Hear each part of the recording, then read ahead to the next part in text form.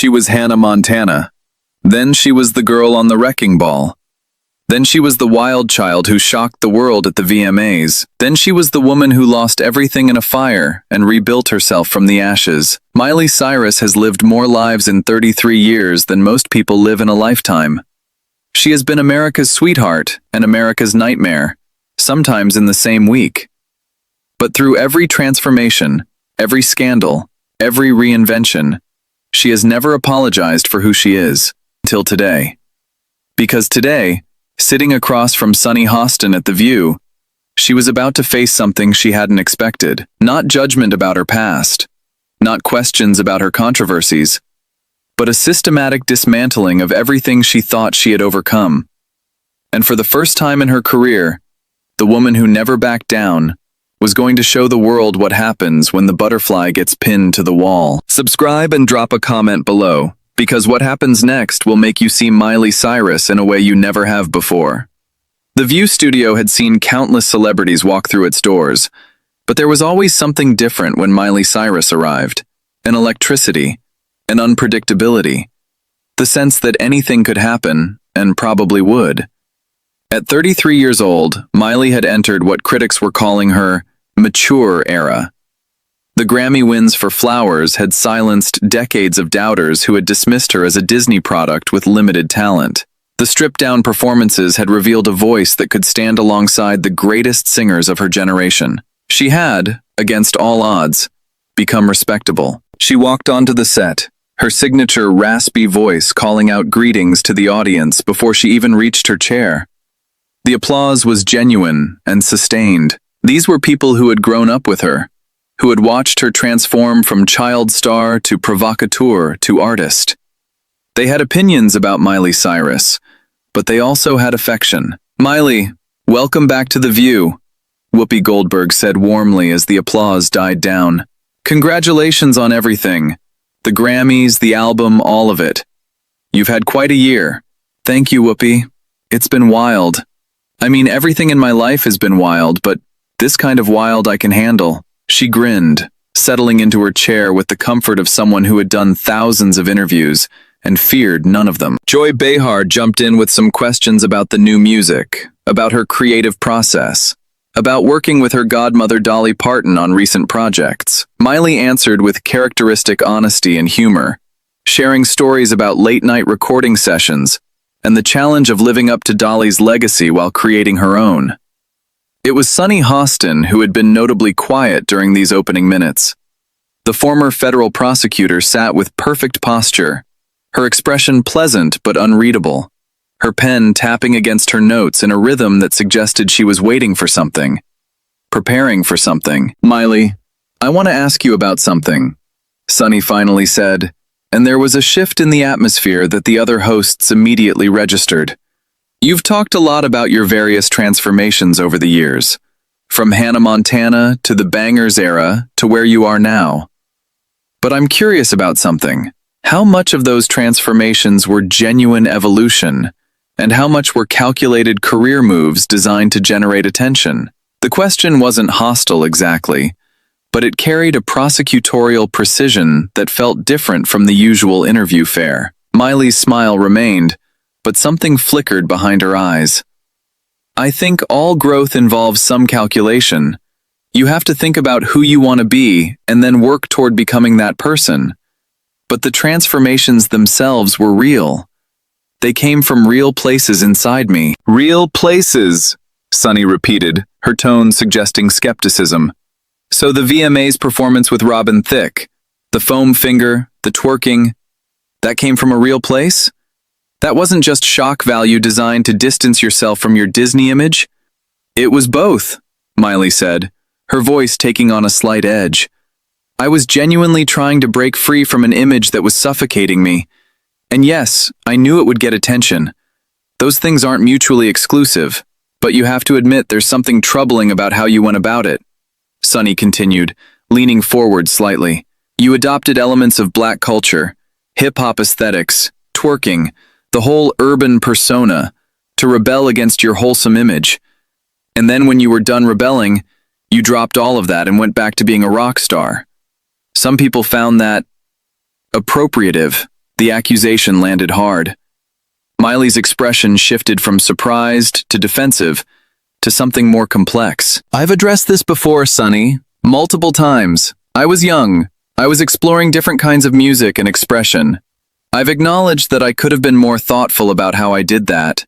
But I don't think it's fair to reduce that entire period to appropriation when I was genuinely trying to make music with artists I admired. Artists you admired until you didn't need them anymore, Sonny pressed. Because once the shock value wore off, you moved on to your Malibu era, your country era, your rock era. Each transformation seems to coincide perfectly with whatever will generate the most buzz at that particular moment. Sarah Haynes looked uncomfortable. Sonny, I think artists evolve naturally over time. I'm just asking questions, Sonny replied without looking at Sarah. Miley is known for being honest, so I'm asking her to be honest about this. Were the transformations genuine, or were they strategic? Miley took a breath, and when she spoke, her voice was quieter but steadier. You want me to admit that I'm calculating? Fine. I'm calculating. I think about my career. I think about my image. I think about what I want to say and how I want to say it. But that doesn't mean the emotions behind it aren't real. That doesn't mean the pain and the growth and the searching aren't real. What pain? Sonny asked. And there was something almost clinical in her tone. Because from where most people sit, you've had an incredibly privileged life. You were born into a famous family. You got your Disney show when you were 11 years old. You've never had to struggle for anything. The accusation of privilege seemed to strike something deep in Miley. Her jaw tightened visibly. Never struggled for anything? You want to talk about Sonny? Let's talk about struggle. Her voice was rising now, the raspy quality becoming more pronounced as emotion took over. Let's talk about being a child star who had to work 14-hour days while other kids were playing with their friends. Let's talk about having your entire childhood documented and judged by millions of strangers. Let's talk about becoming a commodity before you're old enough to understand what that means. She leaned forward in her chair. I was Hannah Montana. Do you know what that means? It means I was a product, a franchise, a brand. I had lunchboxes with my face on them before I had my first kiss. I had dolls made of me before I understood who I actually was. My identity was owned by a corporation. She took a shaky breath. And my own father was part of that machine. I love my dad. I always will. But he was also my co-star, my manager's client, someone whose career was intertwined with my success. Do you know how complicated that is for a child? To never know if your parent is hugging you because they love you or because you just booked a big deal. To watch your family's finances rise and fall based on your popularity. Her voice cracked. I'm not saying my dad didn't love me. He does. But the business got into everything. It infected relationships that should have been pure. It turned family dinners into production meetings. It made me question every interaction, every compliment, every moment of affection. The studio was getting quieter now as Miley's voice filled the space. So I rebelled. I did things that shocked people, because I needed to prove to myself that I existed outside of that character, that I was a real person with real feelings and real autonomy and real choices. If that looks like calculation to you, then you've never had your entire identity stolen from you before you're old enough to drive. Sonny didn't back down. I understand that child stardom has its challenges, but you were compensated extremely well for that work. You became wealthy beyond most people's dreams. Doesn't that privilege come with some responsibility to handle your public transformations more thoughtfully? Responsibility? Miley laughed, but there was no humor in it. You want to talk about responsibility? I was responsible for an entire production. Hundreds of jobs depended on me showing up and being perfect every single day. I was responsible for maintaining an image that would sell merchandise and concert tickets and movie deals. I was responsible for being a role model to millions of children when I was still a child myself. Her voice cracked slightly. Do you know what happens when a kid is given that much responsibility? They break. They find ways to cope. Some kids turn to drugs. Some kids disappear. I chose to break publicly, loudly, in a way that I controlled. Because if I was going to fall apart, I was going to do it on my own terms. Sonny's expression remained impassive. But did you consider the impact on the young fans who looked up to you?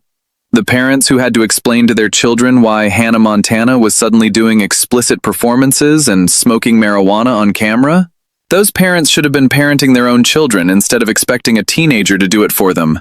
Miley shot back. I never signed up to raise anyone's kids. I signed up to play a character on a TV show. The fact that people confused me with that character is their problem, not mine.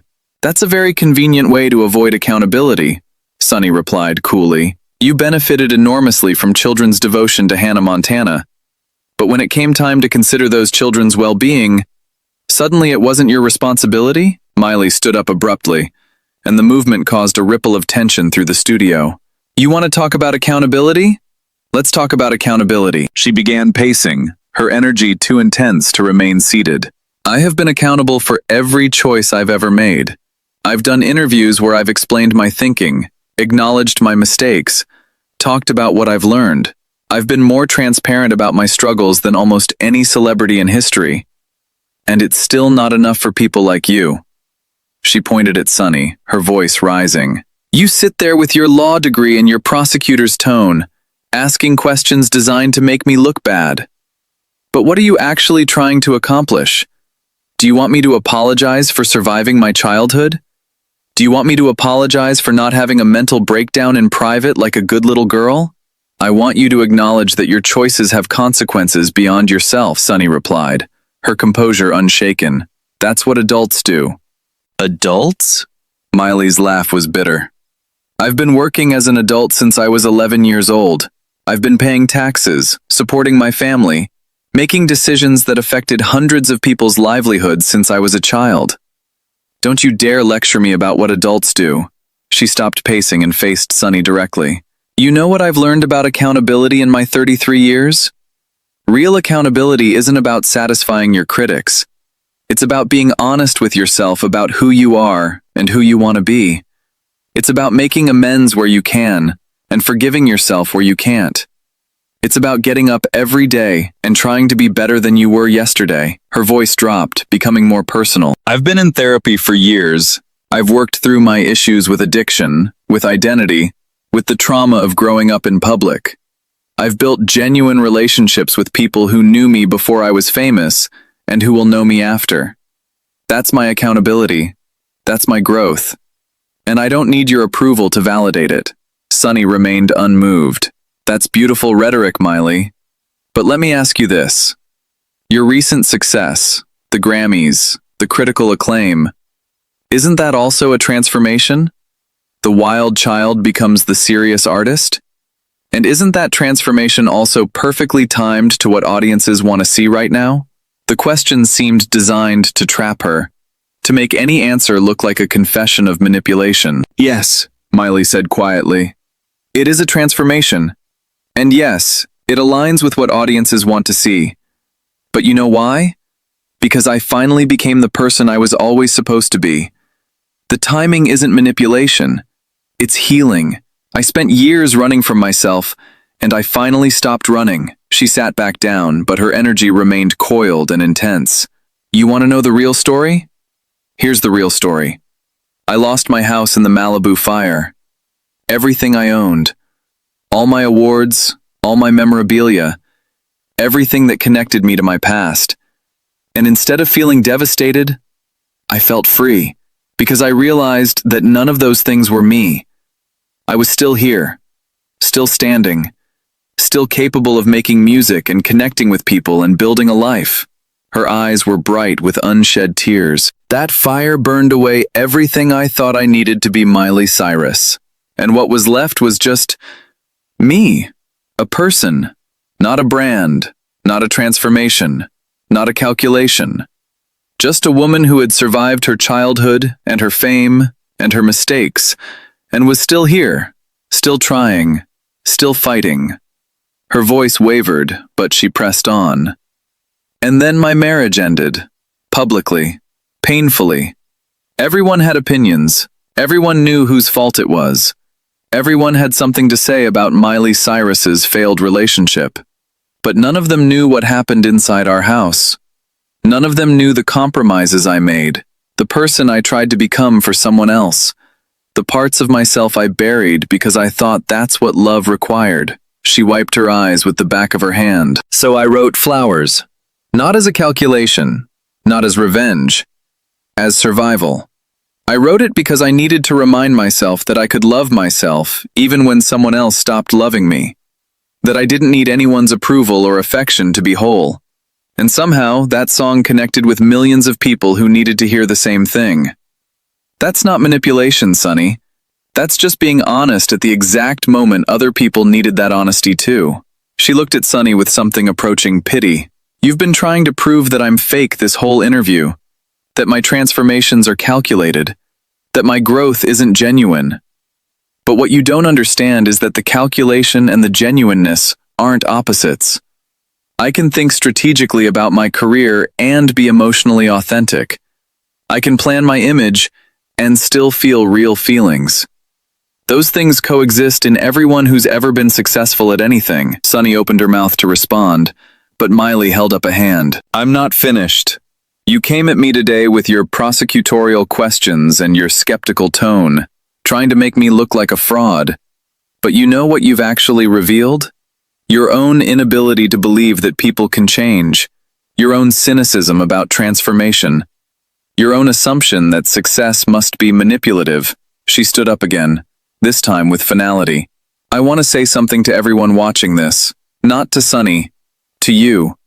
The people who grew up with me, the people who watched me fall apart and put myself back together, the people who are maybe going through their own transformations right now. Her voice strengthened. You don't have to apologize for changing. You don't have to justify your growth to people who've already decided you're fake. You don't have to remain the person you were just because that's who other people expect you to be. Change is not betrayal. Growth is not manipulation. And anyone who tries to make you feel bad for becoming a better version of yourself is revealing their own limitations, not yours. She looked at Sonny one final time. Dolly Parton once told me something I'll never forget. She said, "Find out who you are and do it on purpose." That's what I've been doing my whole life. Finding out who I am. Sometimes loudly, sometimes controversially, sometimes in ways that made people uncomfortable, but always honestly, always purposefully, always as myself. She straightened her vintage t-shirt with the same gesture she'd probably made 1,000 times on 1,000 stages. Thank you for having me on the show. I'm sorry we couldn't have a real conversation about music or growth or healing. Instead, we had an interrogation. That's on you, Sonny, not me. And with that, Miley Cyrus walked off the set of The View, leaving behind a studio that felt like it was still processing what had just happened. Sonny Hostin sat in silence for a moment, her prosecutorial composure finally showing cracks. She had come prepared to expose a calculated pop star, and instead had encountered something more complex. A woman who had survived things that no amount of money could compensate for. A human being who had found her way through a childhood that would have destroyed most people. The cameras kept rolling, capturing the aftermath. Whoopi shaking her head slowly. Joy looking like she wanted to say something but couldn't find the words. Sarah wiping her eyes. And Sonny, sitting alone with her notes, looking like someone who had won the battle, but wasn't sure anymore what the war had been about. Sonny Hostin would face criticism for her approach, questions about whether her prosecutorial style was appropriate for celebrity interviews, discussions about whether her skepticism had crossed into cruelty. She would defend herself, saying she was just asking hard questions, but the clip of Miley walking off would speak louder than any defense. Dolly Parton, Miley's godmother, would post a simple message that would be shared millions of times. That's my goddaughter. She's been through more than most people will ever understand, and she's still standing, still singing, still being exactly who she is. I couldn't be prouder. And Miley herself would continue doing what she had always done, making music, being honest, transforming. Not because it was strategic, though it sometimes was. Not because it was calculated, though she was smart enough to think ahead. But because that's what survival looked like.